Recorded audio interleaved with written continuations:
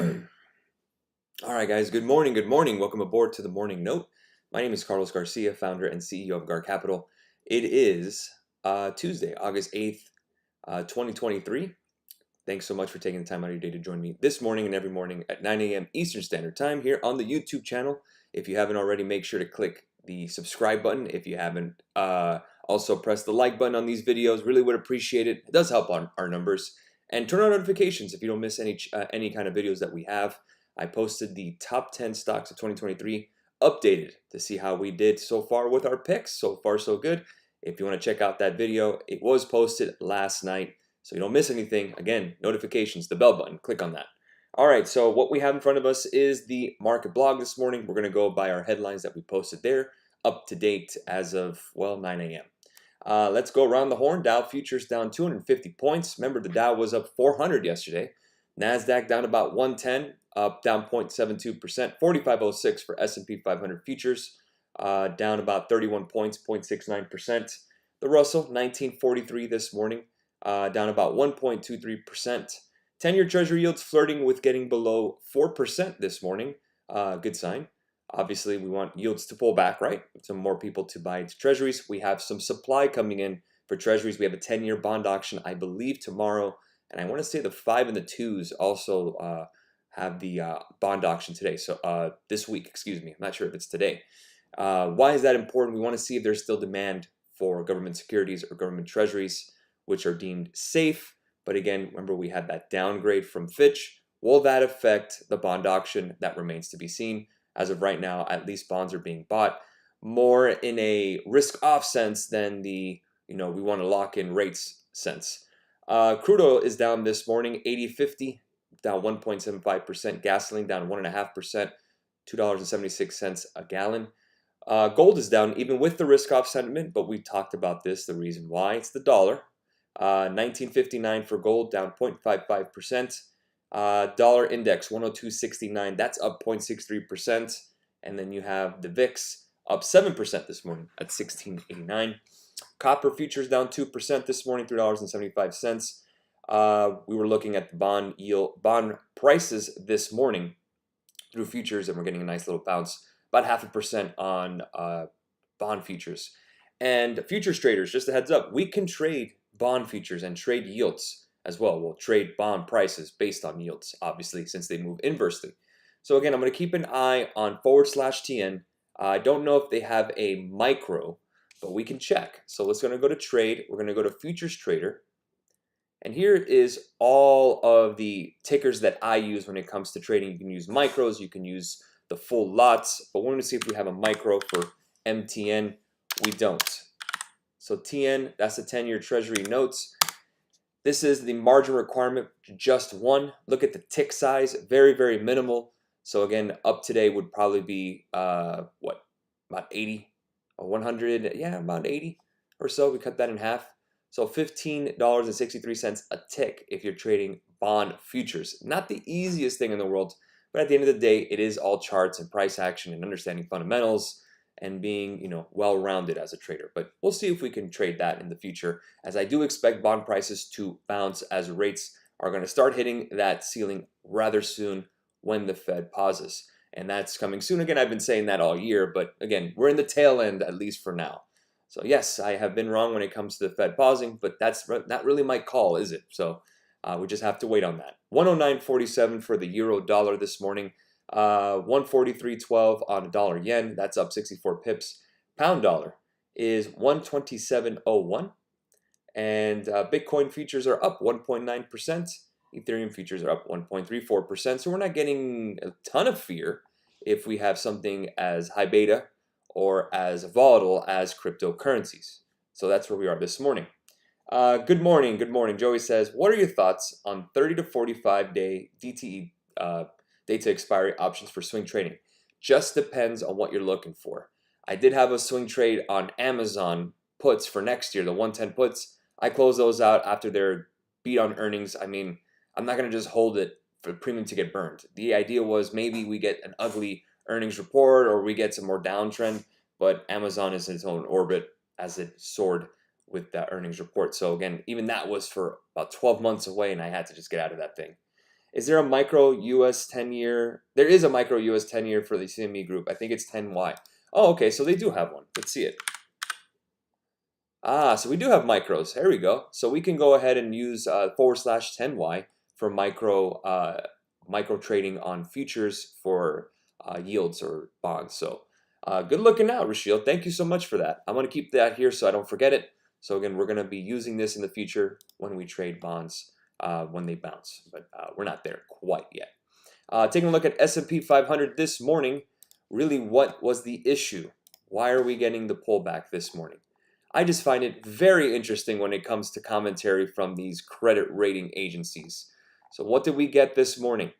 We had a downgrade, Moody's downgrade on several banks.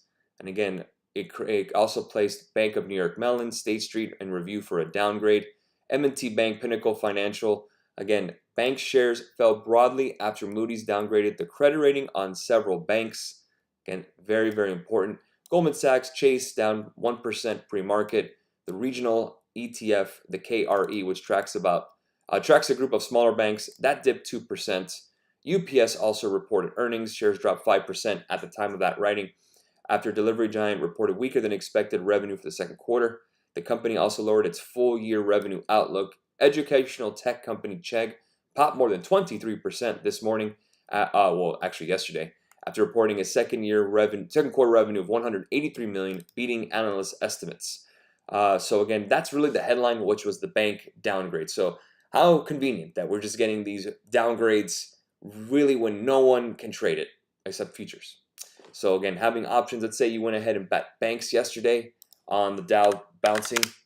Remember, the Dow was up very nicely as high as what, 35,574. We just dropped to 268 points. Why? Because banks are a little heavier weighted on the Dow than they are on the S&P.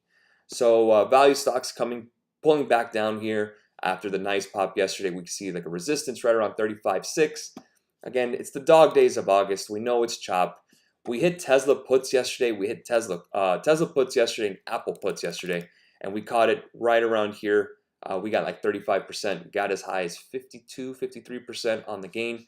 Apple, if you guys remember, we talked about that yesterday. The 180 break we got, and then we went ahead and bought the 175 puts. Remember, we still have a gap to fill on Apple. We are still below the 50-day. We just need to tag the 100-day moving average. Once we do, we should be able to get that gap fill of 175.65. Tesla as well also has a gap to fill. And we're trading now at 246 or so. So that gets us kind of right below this yellow line here. You still have a gap to fill at 235. If CPI comes in ugly, again, I don't think the market is really worried about CPI since we had the peak in July. Now we're going to have another 12-month kind of rolling average, and that high watermark of July is going to be pulled from the data. So I want to see rather quickly what is the expectation from Forex Factory. And then we'll answer some questions. So here you go, Forex Factory for our calendar. We do this recap on Fridays or Saturdays after the week is over. So member Harker is speaking, saying that we may just pause. Again, that's just an FOMC member. We'll see. We get a lot of Fed speak, as we know. 10-year bond auction is tomorrow at 1 o'clock. Again, we want to see how the demand is for these bonds. Are we getting too much supply? Or are we going to get some decent demand with some yields? CPI year over year, the expectation is 3.3%. The previous was 3%. So we're actually expecting an uptick on the year over year.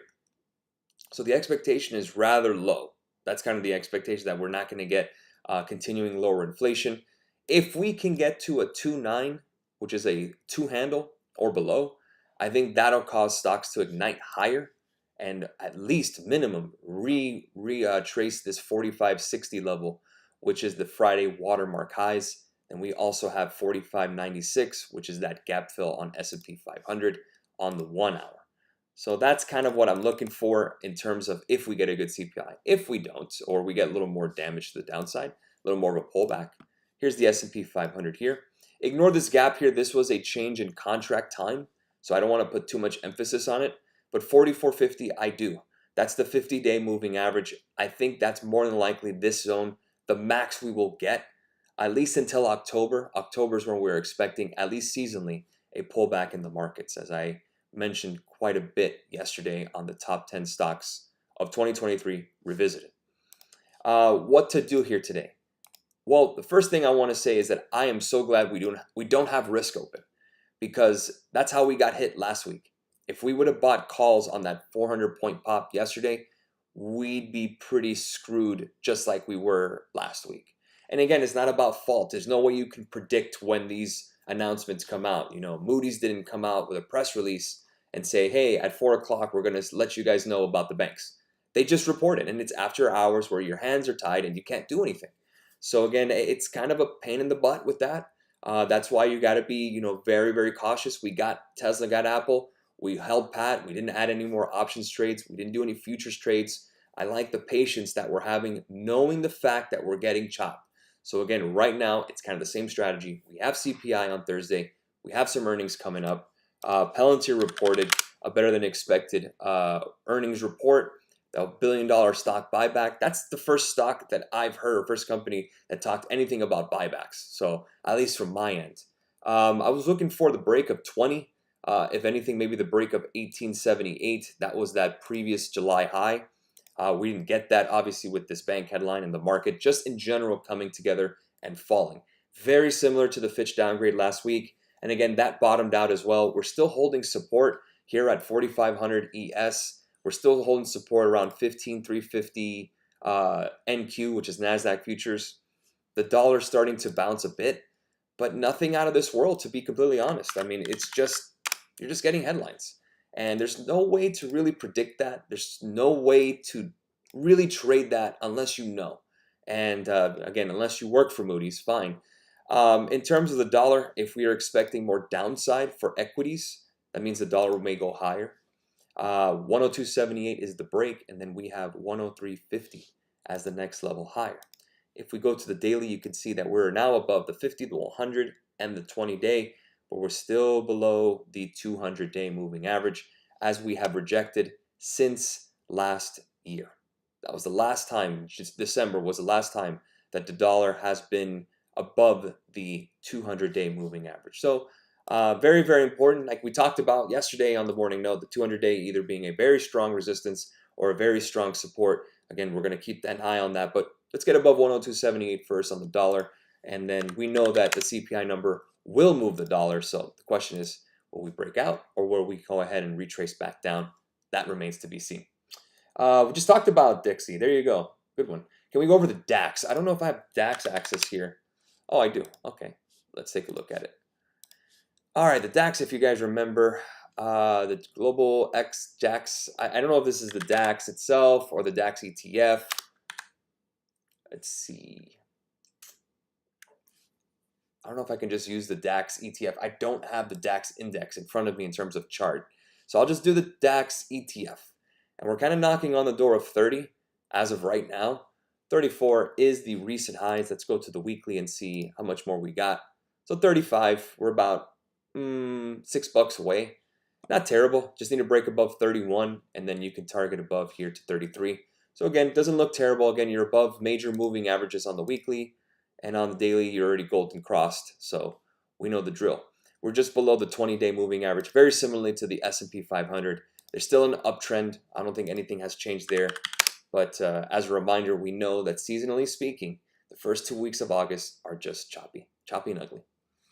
Thoughts on SPY-G? Looking for a pullback to buy, put money to work, but I'm afraid it never happened. Right. And again, you just hold on to it, really for now, until we get something absolutely decent to buy. We just don't want to go ahead and just buy everything just to buy either, unless you're dollar cost averaging. Here's the 50-day moving average. It's the same level that we talked about on ES. That seems to be our support level that we're going to get. Very clean price action up, very similar to one name in particular, Apple. Apple and SPY-G are running pretty damn close if you see it. Take a look at this. Starting to see a little bit of a pattern, just a straight upshot. Yep, that's SPY-G. Pretty similar price action. It's all growth. NVIDIA will help. Obviously, Tesla helps. We do have a gap to fill to the upside, 62.57. Same thing as Apple. Same thing as SPY. So we also have a gap to fill below at the 50-day moving average. I want to say that's very similar to the S&P 500 gap, but we don't have one. Let's go to SPX. Do we have any down there? This is the spot S&P. Yeah, right near the 50-day. 44.43, well, a little bit above it. 44.17 is the 50-day, and you can see, at least on SPX, the spot with the bounce yesterday, it seems to be that 50-day moving average might happen. I think that's more likely to happen in October rather than August, as we having some catalysts left, not tons, but we're getting a couple at least with the Jackson Hole Symposium, I believe, in 2 weeks. Morning, Carlos. My thoughts on JD hitting historical trend line support from 2019, and again having Chinese companies. We know I talked about that yesterday on the top 10 stocks of 2023. We talked about EEM, emerging markets, Alibaba being the fourth biggest part of that. In terms of what we're looking for JD, at least on the daily, just chop as long as you stay above the 20. You do have a nice gap to fill here at 51. We need to get above 42 before we could talk about it, or even 44. Let's go to the weekly. No trend line there. I want to see this trend line that you're speaking of from 2019. I can see what you're talking about here now. I have to expand it out a bit. So we'll go ahead and draw a trend line here and just connect it based on the wicks. And there you go. You can see kind of that hockey save right around 32. 32 would probably be a good price if you want to kind of buy the dip here on JD and see if you can test that trend line. The last time we had a trend line like that was KRE, which was the regional bank ETF, and you could say very, very clean, other than a couple wicks. But other than that, that trend line on the weekly on KRE, which is the bank stocks with today, are down with the headline. Again, still holding the major pattern, major setup, but nothing has really changed in the longer view. That's what sucks about trading options sometimes. You know, you get that short dated view, and then you get one headline which just, kind of kills you. And the good news is that we don't have any risk with that. Thank God.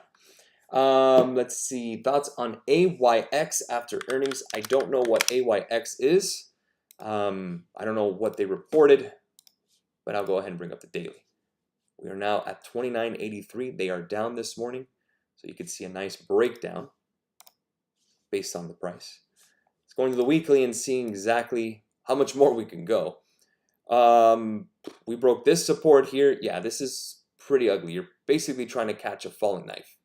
Gotta let these things bottom out. You're talking about $37.62 just yesterday to $29.83. I don't know much about this company, but not a great chart. And I would not want a bottom feed out there unless you know something where you think a turnaround is going to happen.